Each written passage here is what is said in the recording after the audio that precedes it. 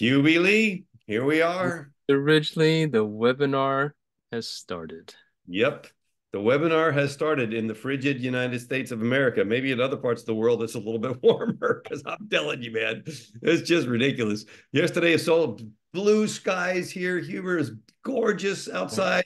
I said, oh, I'm just going to walk outside for a little while. Took 4 steps out, said, nope, right back in again. Like, I made the classic mistake 2 nights ago. It had snowed. You had asked me, oh, how was it? And I said, oh, 3 or 4 inches. And you said, oh, that's not bad. I went out the shovel. It's 4 inches of heavy, heavy slush laden snow, right? And so, of course, I got tired and I didn't finish the job 100%. And now it's all frozen in place. And now I'm dealing with sheets of ice all over the place. Oh, nice. Really nice. Well, I got a super funny story while we're waiting for everybody to come on. Lots of people coming on. Where everybody's jealous of Art. Thank you. Phoenix 73. Very nice. Appreciate you. So my brother, my brother Coley, who's huge, right? He's 6'4", giant guy, maybe 6'5", I can't remember. Clocking in at 225, 230, something like that. Big dude. Um, has 3 giant dogs. They collectively weigh 300 pounds. So they're big. And the biggest one is named Pierce. And Pierce is 110 or 120 pounds of pure muscle. They Right? had to get a blood draw from the dog yesterday. Okay, this is hilarious. Why is So that? they had to get a blood draw of the dog. So they drugged the dog, took the dog to the vet, and then my brother Coley had to hold down the dog while they were trying to get a blood draw. The dog was squirming so hard that all of a sudden Coley feels like twing. Oh Uh-uh. no. Oh, so he ripped his pec muscle trying to hold down the dog to get a blood draw. And I'm like, that's hilarious. Okay, bro. Anyway, very Oh funny. boy. Not the Dog, same dog wrestling. as Doggy or Daisy or what. Oh Sorry. yeah. Okay, so folks are coming in from all over. That's awesome. Yeah, I'm on.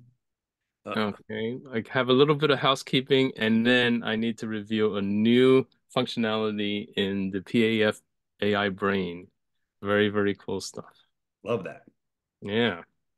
Now, I also had an inquiry, and originally this is where I want you to kind of bring us back to basics in terms of mind types. I know we've been so excited about AI, but the whole business is about sincere and authentic messaging. Much of it is based on um, understanding your mind type and so forth. So the reason why this came up is because I was working with somebody on their about page, Mm-hmm. and they were looking for a graceful way to talk about themselves.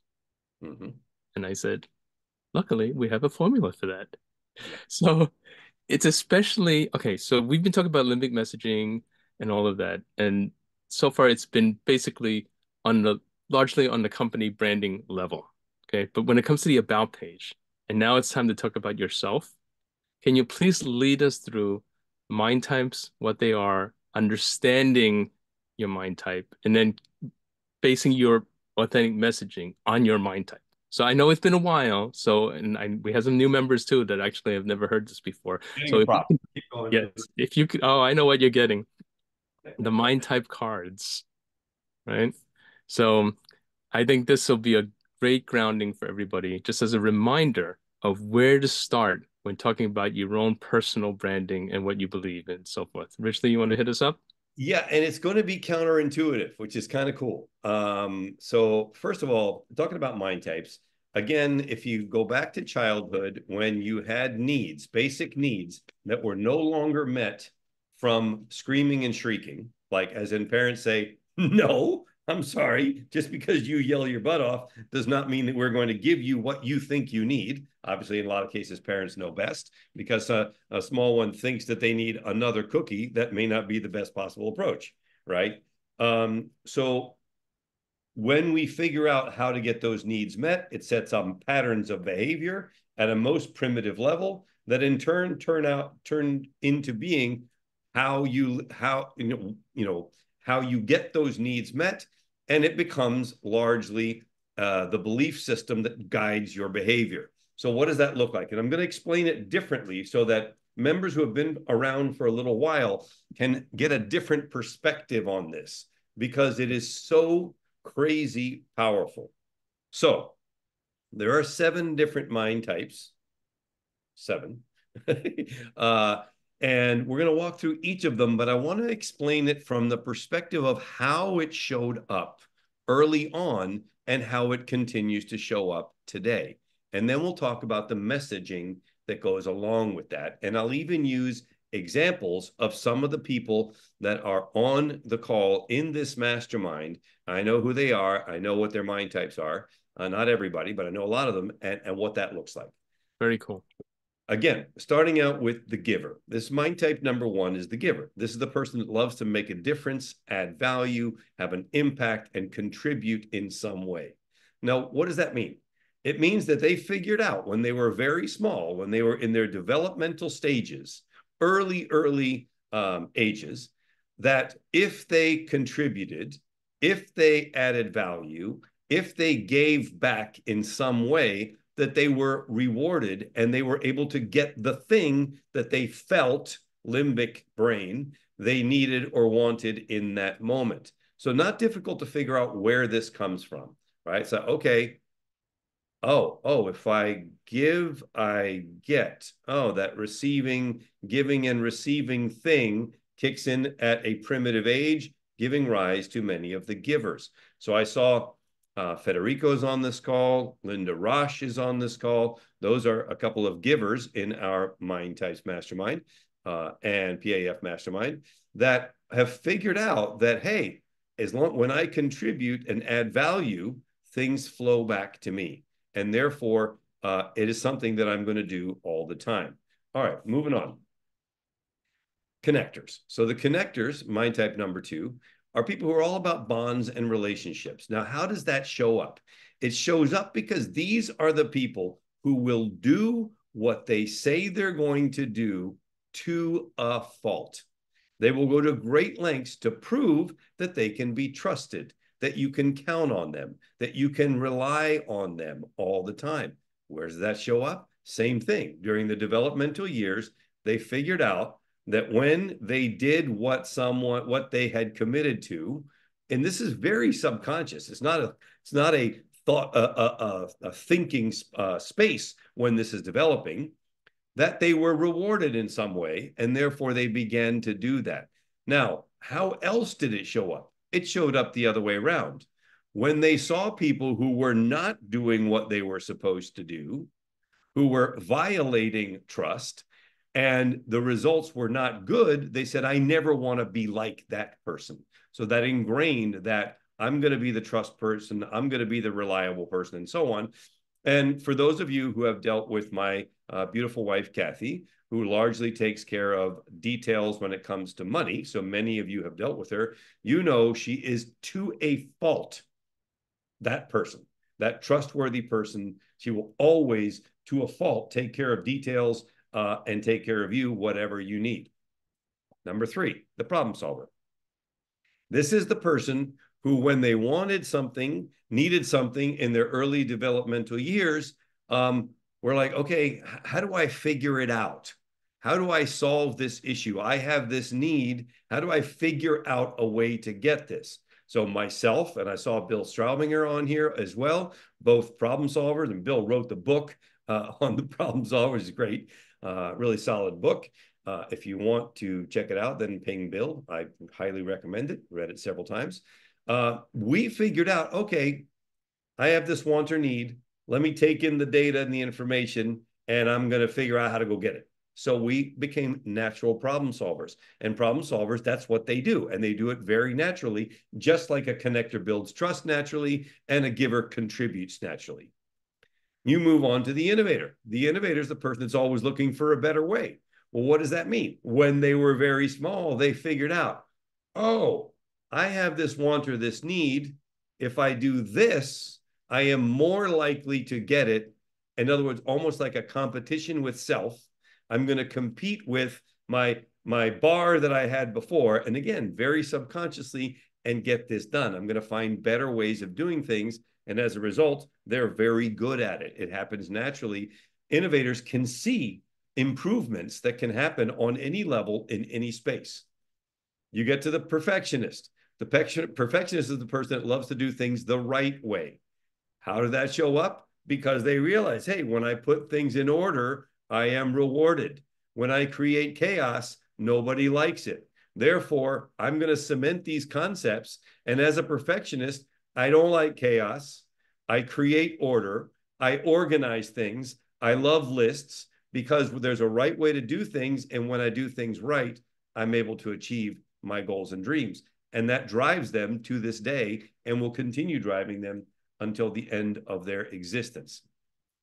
This is a little more different. This is a little bit more unique. We have a couple of rebels on there on here. I saw Natalie. I saw some other folks that are rebel people. Want to also welcome Bruce back with us. Bruce, so good to see you. Welcome back. These are the guys that took a completely different approach. Oh, Natalie's weighing in. Master was hers. Her CEO was the rebel. Okay, good. The CEO of the company is pretty good. Anyway, we're going to talk about that company, by the way, because we're going to show you some super advanced techniques on our next mastermind call that we're using to help do research on potential clients, which is very cool.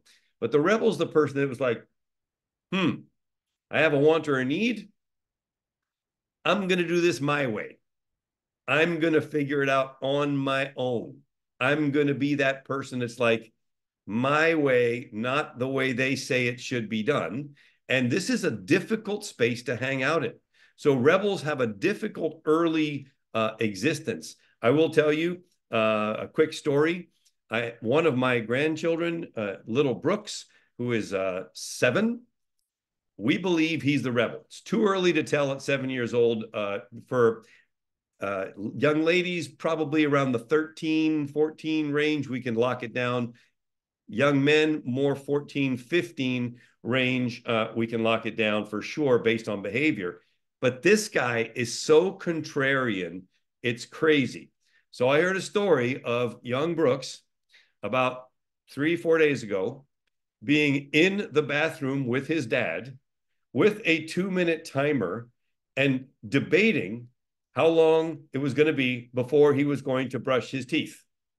I will tell you that Brandon, his dad, turned over the timer 6 times before the teeth brushing happened. That's 12 continuous minutes of standing in the bathroom debating brushing teeth at 7 years old. So we're fairly confident that he's probably in that rebel space. And then lastly, you have the master. Now, the master, a little bit more difficult to figure out. Where is the origin of that? So I'll ask you, Hubie, what, being a master, what was it that if you can think back at all, and I know this is subconscious, but if you can look back on your behavior as a master, can you infer anything about why going deeper on things got you what you wanted at a very young age? Yeah, I think what drove me to do it was to try to build a self-reliance on knowing for real, like what the answer is on something or how to do something. And then I think I was in an environment where my parents encouraged that, that level of study and repetition, and it was kind of drummed into me. Yeah, that's right. I mean, interestingly, so just so everybody can take this in, we know, many of us know that in the Asian culture, there is a fairly significant, especially in immigrant Asian culture, emphasis on studying and doing well in school, et cetera, et cetera, et cetera. That does not necessarily determine anyone's mind type. What determines their mind type is the way that they figure out getting the things that they need and want. So there is no direct correlation between, oh, you come from an Asian culture focused on study, that's going to make you a master. There is no direct correlation in that. Just want to make sure everybody's clear on that issue because it is kind of important. Okay, so we have this information and this data about all these different mind types.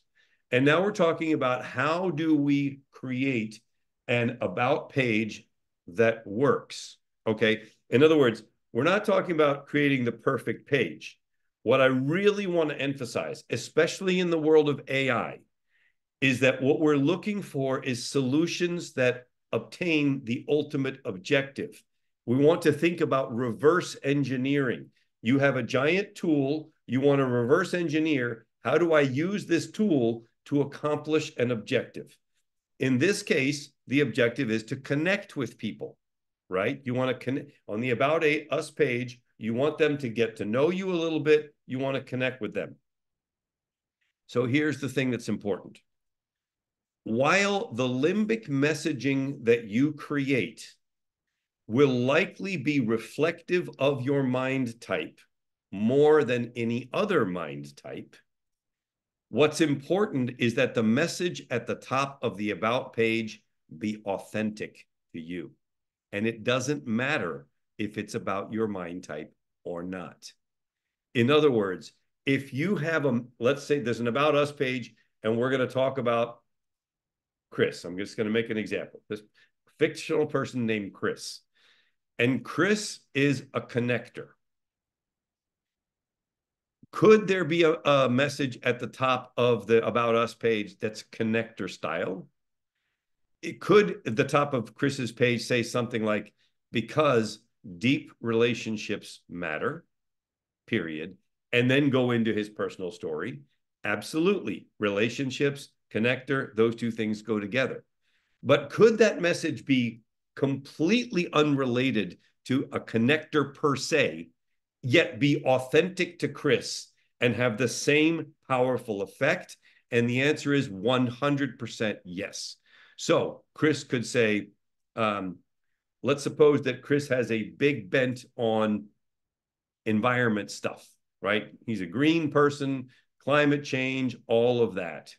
And could he put up there a message that says, we believe in preserving the environment for everyone? That has nothing necessarily to do with being a connector and have it resonate? Absolutely, if that's authentic to Chris. So it doesn't even matter that the limbic message at the top of the About Us page is related to your mind type as long as it's 100% authentic. One thing I do want to point out, and here's something that we've had a chance to go over many times. If you use we believe as opposed to I believe, it is more inclusive. It is more invitational to the person. Now, somebody might say, well, I'm a solopreneur, so it's really just me. And my response to that is not if you're on this mastermind. If you're in this mastermind, you have all of us, every one of the other mastermind members supporting you in your quest to put your product and service out there in a big way. I'm sure you may have a VA, you may have an accountant, you may have an attorney, you may have all. So there's nobody that's on an island that needs to say, I believe, as opposed to we believe. And if you think about how it resonates, when I say, Hubert, we believe in going deeper with everything we do. If Yes, I we do. say that, it's inclusive to you Yes, and it for speaks sure. to you as a master. I have a show and tell to kind of show everybody that brings up some of these points that Ridgely made. Now, before I show it, I do want to say this. Ridgely is entirely right when the on the team page, you can have generic we believes, which is fine. But I want to show you an example of something that Ridgely and I coached an entire law firm through, where we do that construction for the firm on the whole, and then in each individual lawyer's statement, we do I believe and tie it back to their mind type. So originally, we're going to go down memory lane, take a look. This is one of the largest cannabis law firms on Long Island in New York. Remember this project originally, Kaufman? Mm-hmm. Okay, this is the team page, our team, right? They have a Brother bunch of Neil. attorneys. What's Yep. that? Brother Neil. Yes, exactly. Okay, so about the company, we believe in honor and loyalty, and there they go. It's, law firm, strategic, professional, loyal. And then we come down here, we believe in giving back. So a second message. And then we get to the attorneys, meet our team.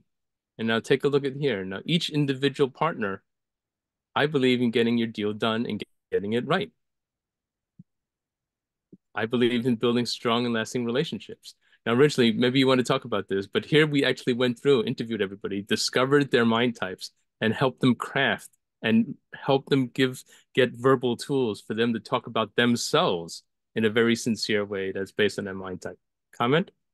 Yeah. So in this case, there is this is a different experience because now we are looking at the picture of someone and we're wanting to connect directly with that person, as opposed to an about us page, which is a statement. Notice that it doesn't, the about us page is not the about me page. It's the about us page. So in an about us situation, you can have something that is broader and encompasses more people. We believe in honor and loyalty. When you go to the team members, how cool is it to have them express their specific thing? I believe in getting your deal done and getting it done right. Okay, hold on. Let's have some fun here. Yeah, Okay, in the chat, go back to the team, please. We're gonna have some fun. What is Neil's mind type? Give me a pop up. Everybody pop in the chat. What do you think it is? What do you think Neil's is? I believe in getting your deal and getting it done right. What is his mind type? Who can weigh in there? Linda Rosh says perfectionist. Anybody else going to weigh in? Come on, you guys. No being a chicken here. And yep, 3 or 4 people. Yep, Art, Pede, Bill, everybody's correct, right? Getting done right. You can tell. All right, we're going over to Sean. Sean, I believe in strong and lasting relationships. What's her mind type? Trust. So that would be, what's the mind type of trust people? Connector. Yep. And notice how well this is built, by the way. So Hubert, click on one of those again. Notice the page, how well this is built. The we believe, or I believe in this case statement, is at the top. And then you go down into what does Nicholas do? Very, very, exactly. Now, note this. So these are the partners. The well-being of the firm depends on their individual hustle. When they're out and about and the opportunity exists and they want to share what the firm does, they share this page. If somebody says, "Hey, Nicholas, send me to your page," then he can actually direct link them to his page, which is also gorgeous. How yeah. cool is So that? very cool. Now let's go back to team page because we're gonna have to let's keep going on this because this is really valuable for everybody. Okay, Nicholas, what is Nicholas's mind type? I believe in making a difference through my work. Anybody jump in? What do we think that one is? Giver from Art. Anybody else? Who else is weighing in? Come on, let's weigh in here. Not hard. Type it in there. What do you think? I believe in making a difference in my work. But Bill says giver. Anybody else weighing in? Yep, Fede, giver. That's right. 100%. Easy peasy. Yeah. Okay. Now, Now, now, originally, let me just mention one thing. So Ira, we did, but they've since we left the project, Richard is new and Jeffrey is new, and I see that they're when they updated it themselves, they didn't exactly stick to the mind type scenario. So that's interesting. yeah, and as a result, we can't tell. I believe in the value of experience. I believe in bringing people together to combine the power of cannabis and entertainment. We can't tell from looking at those people what their mind type is. We can't. Now, could we potentially do so if we dug a little deeper? Of course. Is there anybody else down below? Anybody else that we were? Nope, Oh, that's that's it. it. Okay. So as you can see, those people who went through the experience, their mind type is reflected in their statement. The others who did not, it's not. Very interesting stuff for everybody's benefit. And again, authenticity is the currency that matters. That's where you're going to get your juice. That's where you're going to get the building of trust, which leads to people buying your stuff. All Yes. right. Now also the extra value of this, in addition to messaging in a sincere and authentic way, is that it's certainly, when you take this approach, it sets you apart from the competition.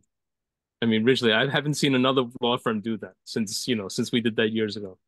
Yep, for sure. All right. All right, great. Now, may I share my screen again and go through a very cool enhancement of the AI brain?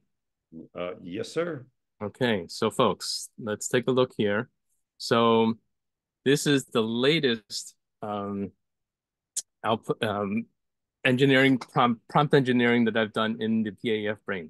Okay, so if you recall, you can select between entering a URL or text. I'm entering the URL. This is my local roofer, Tom Janis. I choose GPT-4, and this time under tasks, I scroll down and the new one's called avatars. Okay. And then I click submit, and here's the example.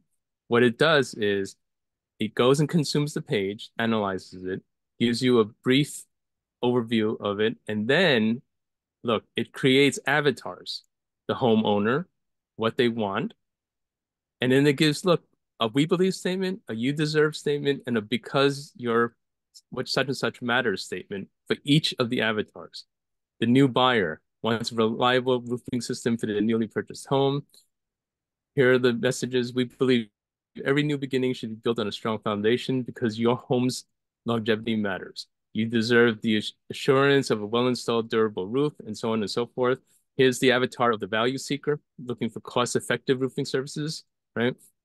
You deserve transparent pricing and quality workmanship. The storm victim as an avatar wants quick and efficient repair services, right? Because recovery matters. I mean, these are rather clever. The aesthetic conscious renovator. He wants a roofing contract who can enhance the curb appeal of their home. You deserve a beautiful roof that complements your home's architecture because beauty matters.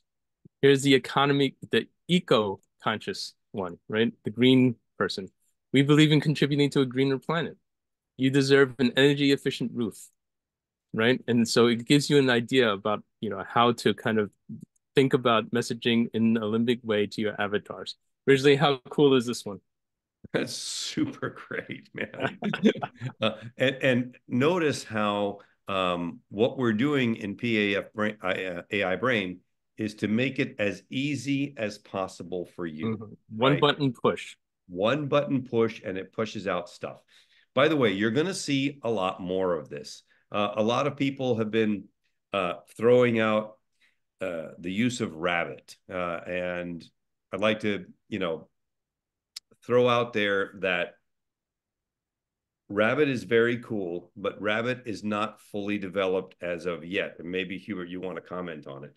The concept behind Rabbit is that you're going to get to a place eventually where without typing or coding, you can speak into a device and you can speak into AI and it's going to spit out the output that you want. Okay, that sounds really good.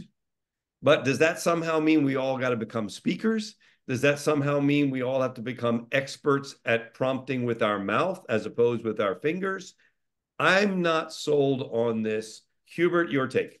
Well, so I actually predicted this to Ridgely years ago, but it was so long ago that I'm sure Ridgely doesn't remember. Ridgely and I used to always have debates about UI best practices, UX best practices. UI is user interface, UX is user experience. The old school way was to make sure that your primary call to action is above the fold, high up on your screen. I kept arguing with Ridgely, that's the old school, that's old school, it doesn't matter. Ridgely is like, how can that not matter? And I said, Ridgely, computers are going to not have a visual interface. And Ridgely's like, this is like science fiction. Well, Ridgely, it's here, whether it works or not, but here you have Rabbit and similar devices. Basically, for those that you don't know, this has been making a splash lately. There have been several like Kickstarter type things. It's a device. It's expensive. It costs about $600. It's a computer. It's a small computer. It has no screen. You wear it. Okay? You clip it onto your coat and you walk around and you talk to it. Right? Think of it as a super smart Siri, right? Or Alexa. But I guess that's not a fair comparison because you know how dumb Alexa and Siri are, right? Now imagine though that they're powered by AI. Okay, so I share Ridgely's um, questioning about how effective it is to speak to it, but Ridgely also, more importantly, how effective is it to get all of that input by listening to it, right? So I'm not a great listener. So, I mean, it's just like, I don't know if it's my cup of tea. Yeah, and I think that one of the reasons that this mastermind is so valuable is because it's our job, Hubert, myself, our experts that we have, whether that's in graphics with Bridget, with artwork with Linda, in communication with Bill, film with Federico, many of the experts that we have, is to bring the next thing up and discuss it. And Hubert, I want to just have you comment on what you and I have come to experience, which is being the first people to use the new tool is hard. It is not user friendly. If you're a coder and you love doing that stuff, great. But if you're not, give it 8, 10 weeks for people to work out the bugs and the kinks and moan and groan and complain and send in support tickets and whatever until something becomes more usable. If you go back to November 22nd, 2022 or 24th, when ChatGPT 3.5 came out, it was clunky and difficult, just like any new piece of software is clunky and difficult, and really only began to get some legs under it pretty much like 5, 6 months later, Hugh. Yes, I think exactly. the And also, timeline a little tighter, but the that's what thing it's. about being on the bleeding edge is that it makes you, it forces you to have the wrong focus. What I mean is, when Richard and I started looking at it, it was painful. It like hurt us to kind of see these results, right? I mean, it was just like there were things that were just like so cringeworthy, and we were wincing at it. I mean, it was just unpleasant. So we spent our time kind of keep checking and getting involved technically. That's not the point of this. The point of it now is how to use it for what you want. Remember when Steve Jobs said that his computer should be transparent? Like the iPad, you shouldn't be thinking about the iPad. You should only be thinking about the content you're consuming on the iPad. And so that's been a great success because that device is a transparent device. You don't wonder about your iPad all the time, right? It's like back in the day, I'm old enough that, WordPerfect was like revolutionizing um, word processing in the legal field, right? And back then, you had to like you couldn't just type your content.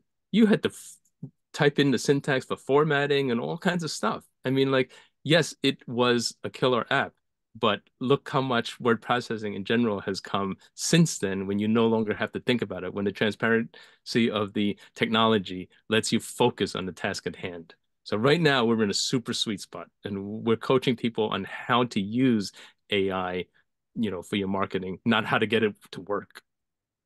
Yeah, and I want to throw out so quick training here, and then we can look at stuff, etc.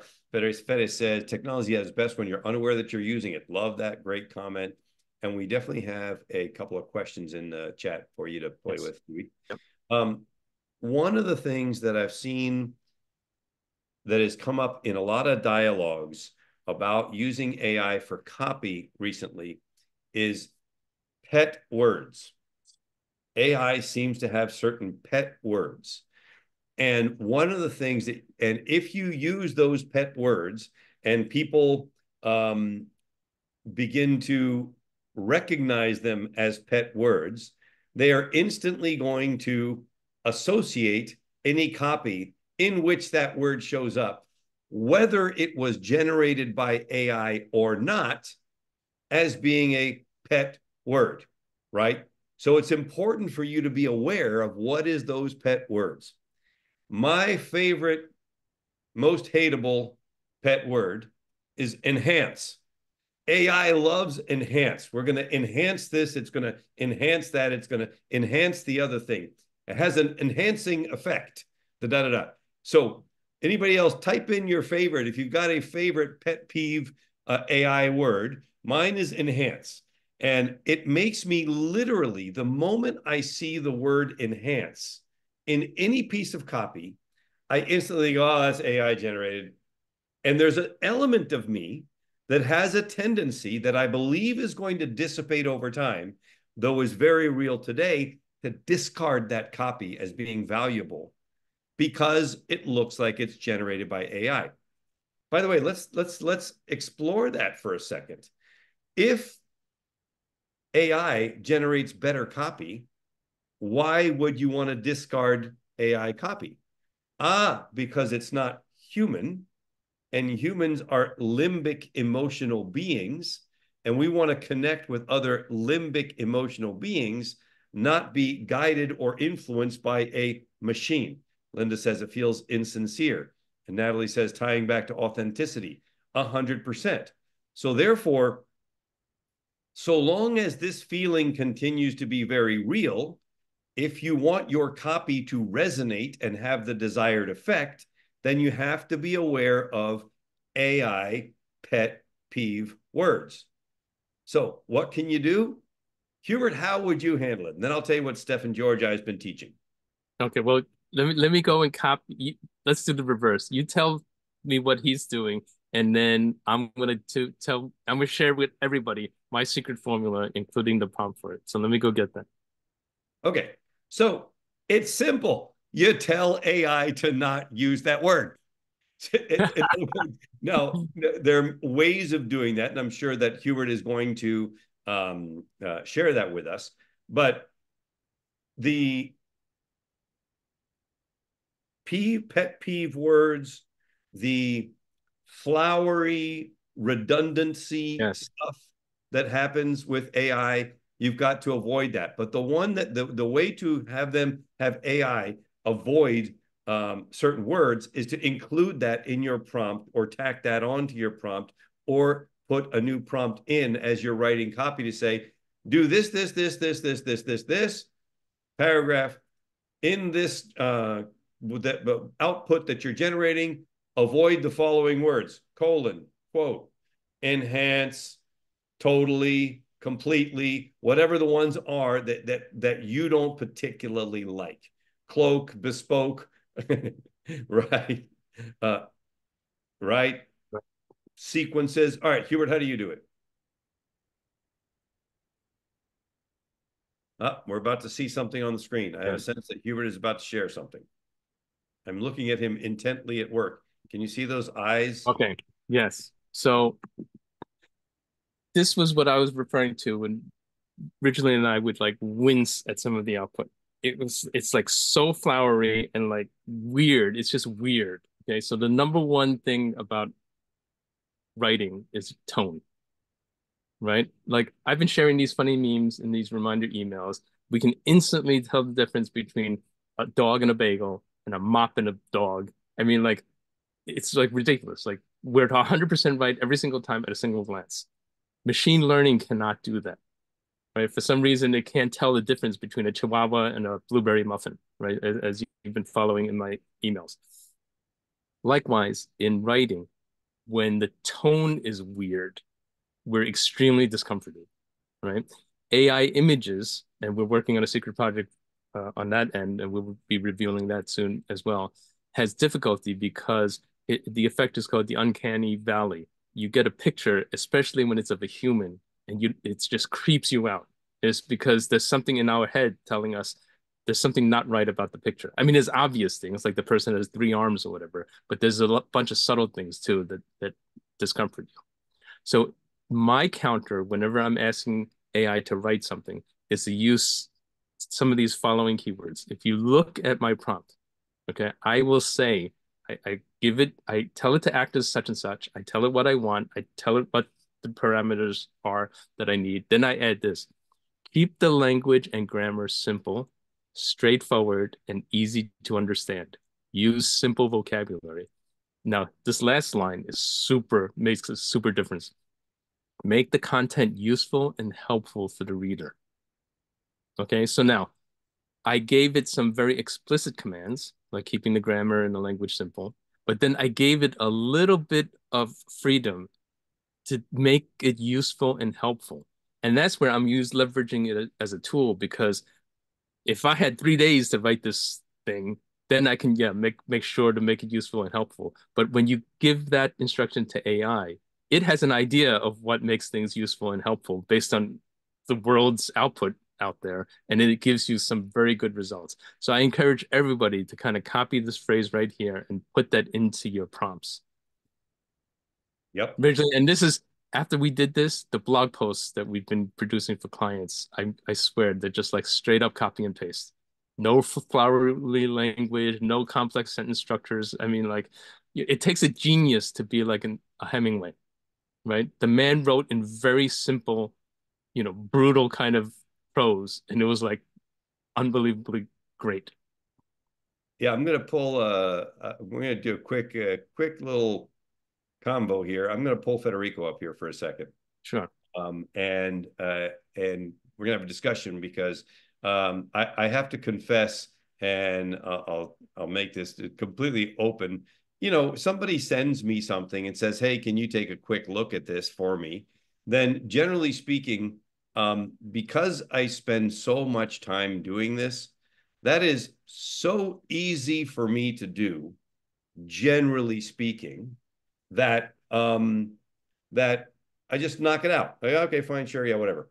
So Fede sent me this thing. He's working on and as all of you should be sending us stuff to work on, working on a way. I'll just describe it. Working on a way of promoting his product, of creating great videos at events for clients. And I was not paying attention, Fede, when I opened it. I will share to how long it was. I really wasn't. I'm like, okay, so it's a little thing. I mean, it looks like if it's a promo, usually promo is going to be, page or so, whatever. And that would usually require, in the 6, 7 minutes of my time to figure something like that out. So I was not paying attention to the fact that it was 8 pages long until I kept scrolling and I'm like, what the hell? How long is this thing? And then, of course, I went over to the bar and said, oh, it's 8 pages. Well, now I'm into it already. And I don't like leaving stuff unfinished. So it ended up taking me a really long time to go through this whole deal. And I want to have a dialogue with you, Fede, about how you created that output, Sure. especially in light of what we talked about one or two masterminds ago, where the output was created differently. So how'd you create that? Well, initially I went through the sequence of prompts. First analyze this. This is what I want to do. I sent it a testimonial video, which you've seen, and it was absolutely phenomenal. Which I think it encapsulated sort of what it is that I do, right? And then so it came up with some pretty amazing stuff, and actually you went over it last week, right? But Right. then what I said is like, wow, I need this, I need that, I need that, and then all of a sudden I've got all of this stuff, right?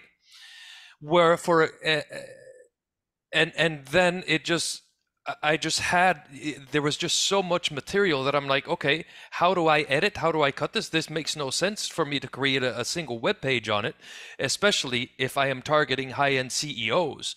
So it's like, hey, Ridge, let's talk about this and so on. Yeah, I right. didn't expect you to jump in there and do your magic. Yeah. Yeah, and so this is a classic. The reason I'm happy we have this opportunity, Fede, is because if you were on the call last week, Yes. Fede took some content and literally following our prompt library to the T, like this, then this, then this, then this. The output was fantastic. And we all agreed. We all looked at this together and said, that's great output. Why? Because the input to the tool was proven and refined. When you start playing and you just keep going, which by the way, I encourage everybody to do, please do that so you learn how the system works. The problem is you end up with a big jumbled mess of stuff.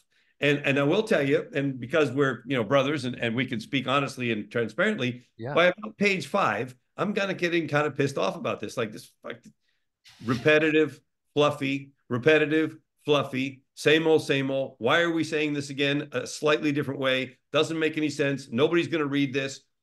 In other words, I'm thinking not only that this output was not that great, but that the customer is never going to read that much. So I Mhm. sent back this stuff to Fede saying, hey, man, love you, bro, but this is a huge ask. Took me 40 minutes and it's way too long, all caps, way too fluffy, all caps. I wasn't yelling at you. I was just trying to make a point, right? And then I said, send it back to me when it's down to 2 pages, Yes.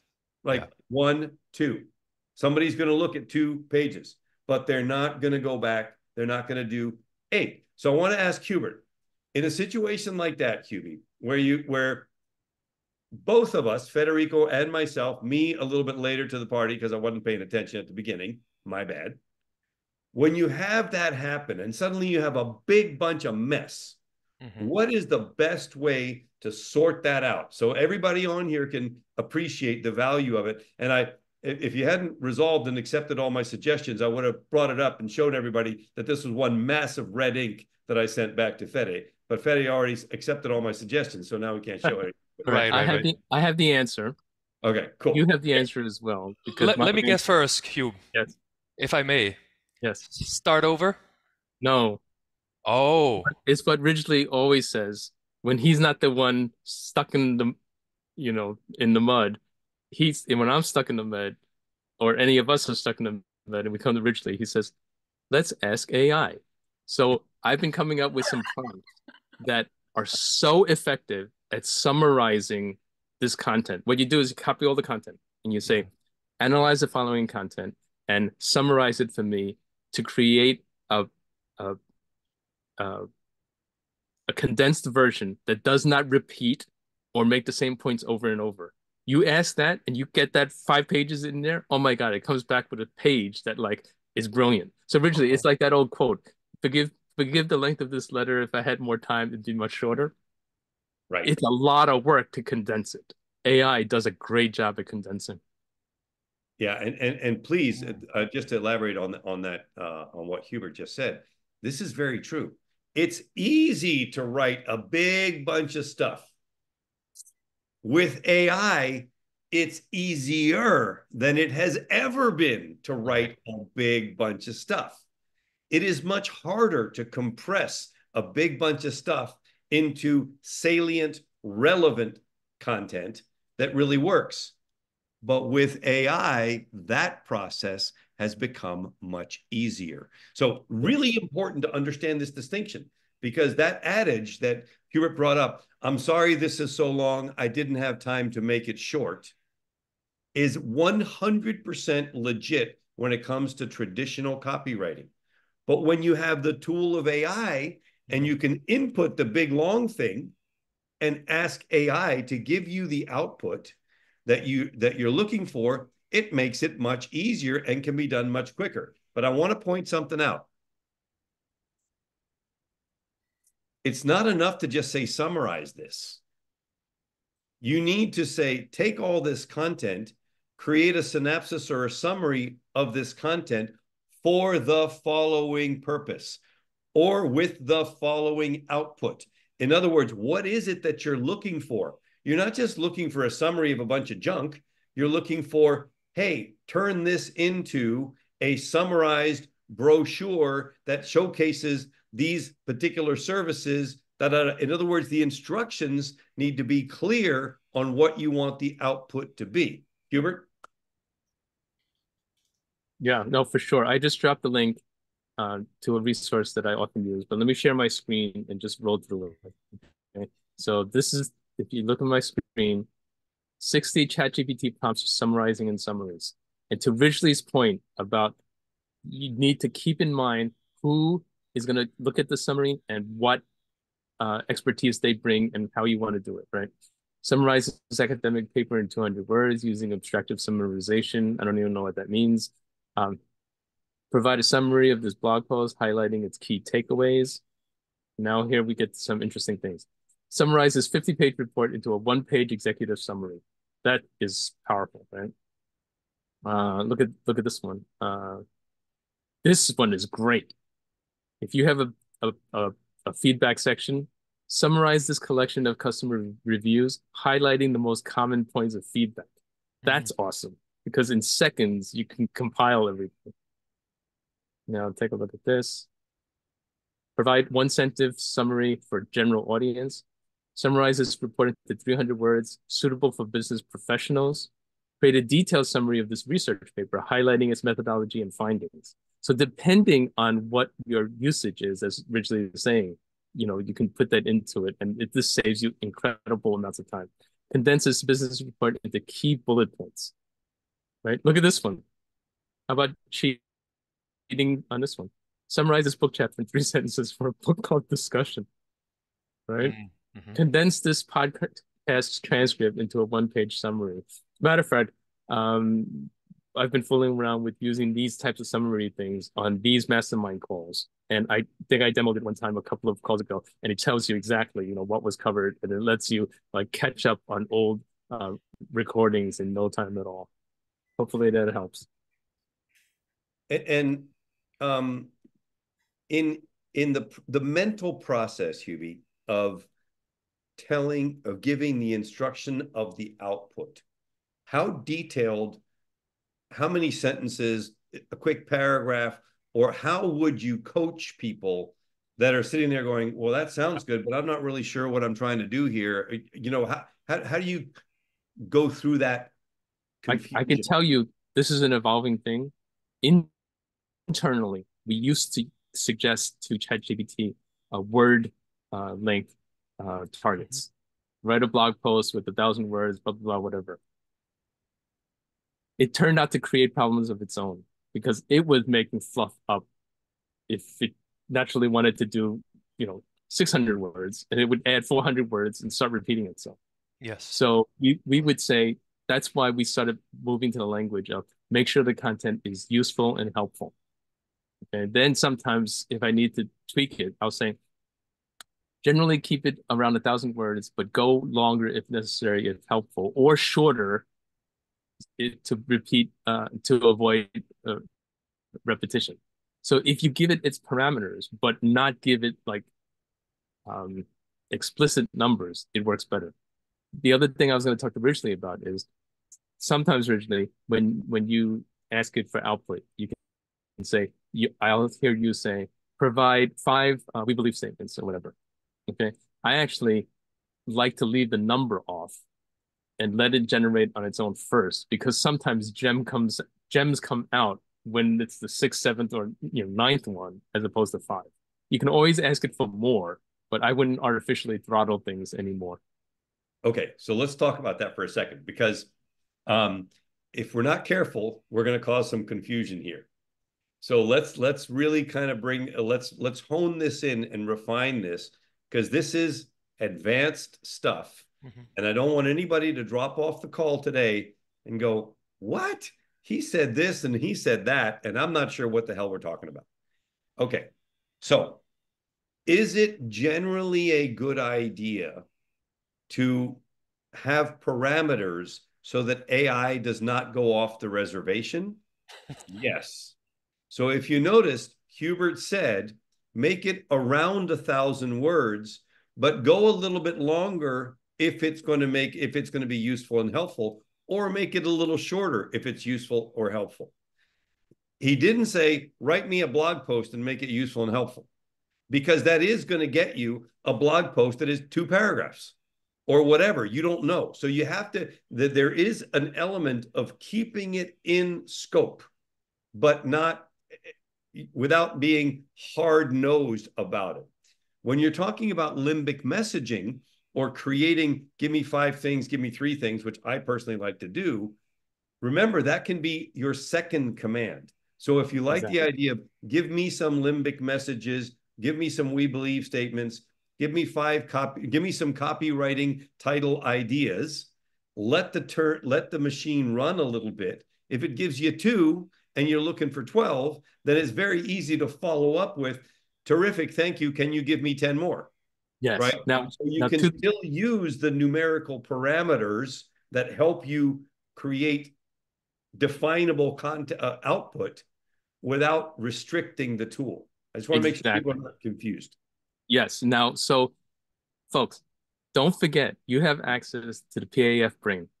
Okay. We've optimized the prompts in there that drive it. I suggest you try the following workflow. The PAF brain is literally pushing one button. You enter your website, you select what you want, you press it, stuff comes out. Take that stuff, go to your own ChatGPT session, put it in there, tell it what you like or don't like about this, and tell it to rewrite it with more of this, that, or the other thing. It's a great starting point, and it probably will give you some ideas that you didn't think of when you just faced up the blank chat box of ChatGPT on your own. Use the PAF brain. I mean, Literally, it takes seconds, and it might give you a great head start. Yeah. And remember, if you have something great that could serve all of us, then send a quick email to Hubert and myself, support at partnertractionformula.com, so that we can potentially create a prompt for you that's a Yeah, one that would click be awesome. situation. Right. To give you for instance, Natalie, who's with us on the call today, we're doing a very big project for her company. A lot of people are involved in the project because it's big.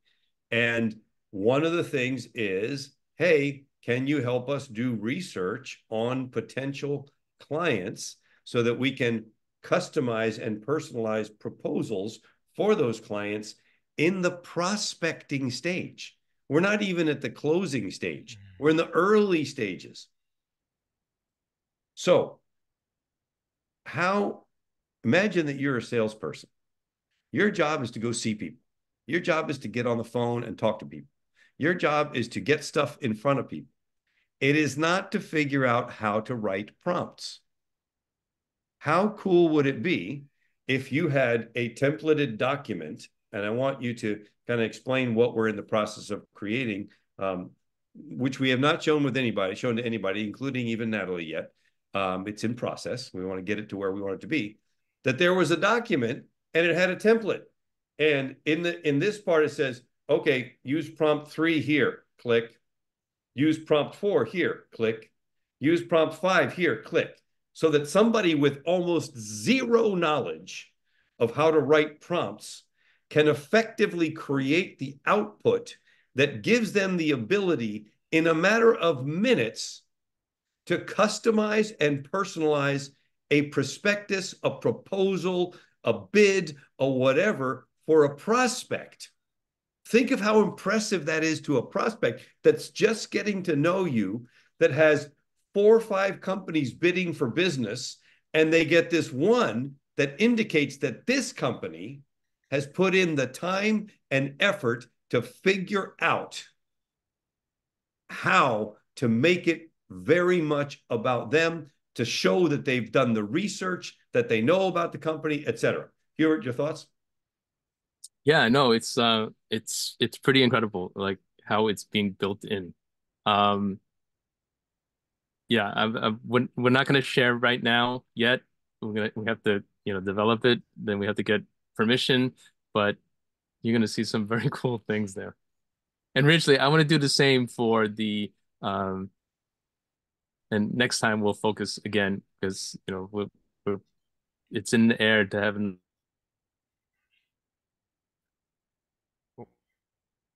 Well, boot camp, but the whole worksheet, tailored prompts in there for each of those sections. More so than we already have now. I know we've done it already, but we're going to really tune that up as well. yeah, which is just fantastic, right? We're amazing stuff. And again, one of the things that keeps me really excited on a constant basis about this mastermind is the ability to bring you things as we move forward that really serve you in your business. And so there's a few questions in the chat. Let's take a quick look at these, Hubie, before we wrap up today.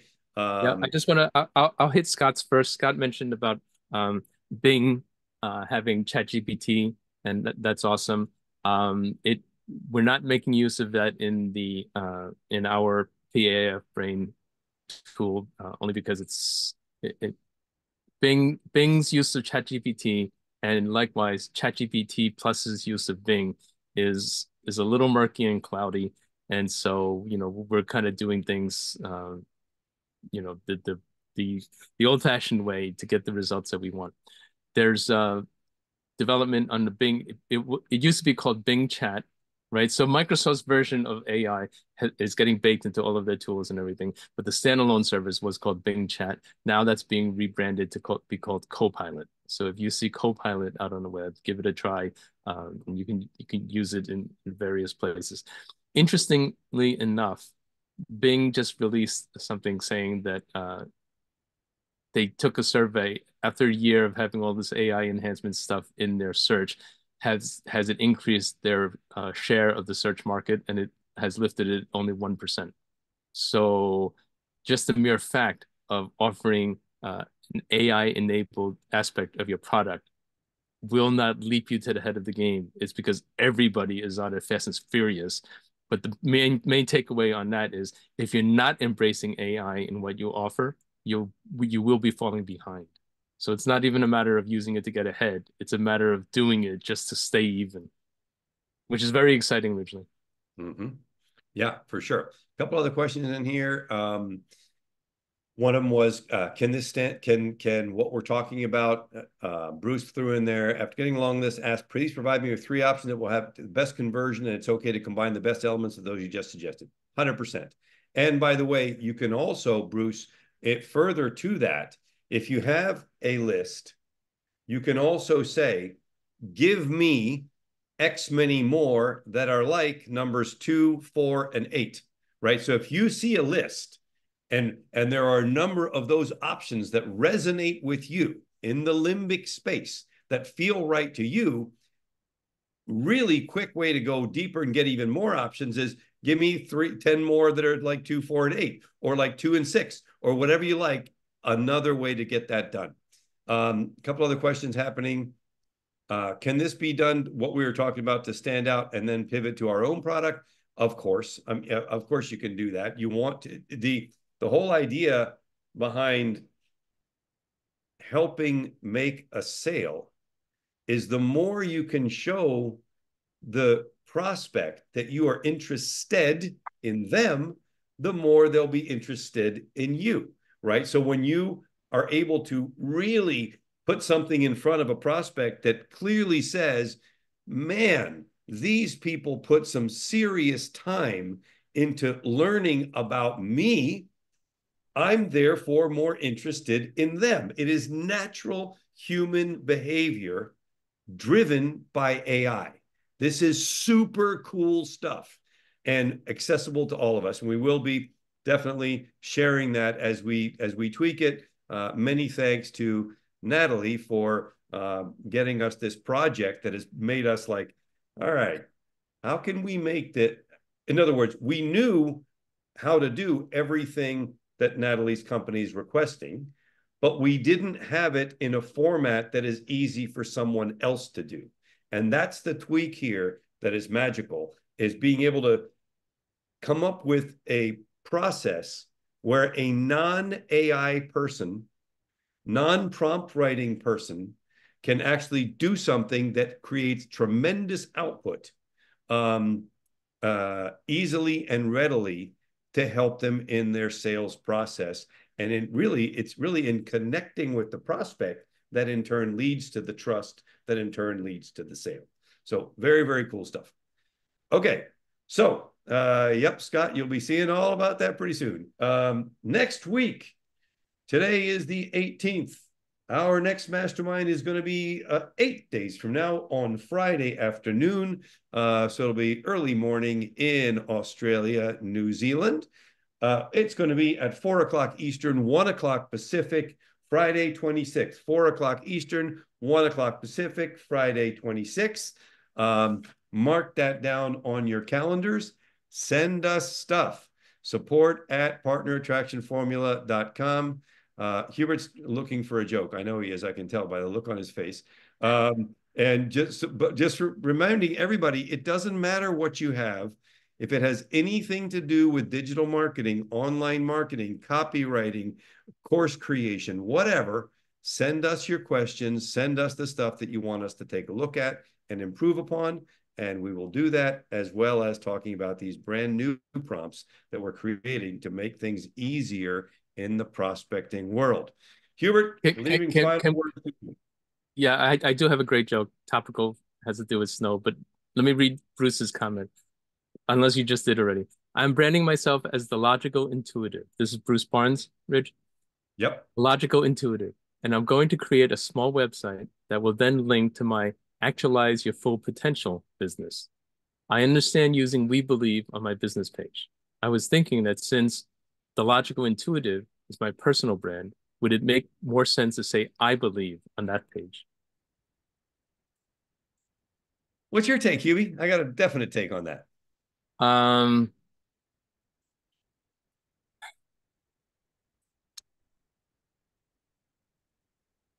I think It depends. I'd have to look at the website.